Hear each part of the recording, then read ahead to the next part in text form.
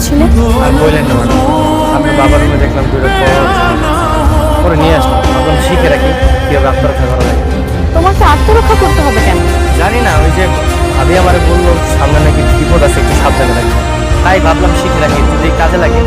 কিন্তু তোমার স্টাইল, তোমার অ্যাটিটিউড দেখে মনেই হচ্ছে না তুমি গোলাম। মনে হচ্ছে তুমি বিশাল এক বড় যোদ্ধা। তোমার মধ্যে এক বিরাট গল্প আছে। ম্যাডাম কি যে বলতেছেন, গরিব মানুষের আবার গল্প? না, আমি লিখে দিয়েছি, তুমি এখান থেকে দেখে নিয়ে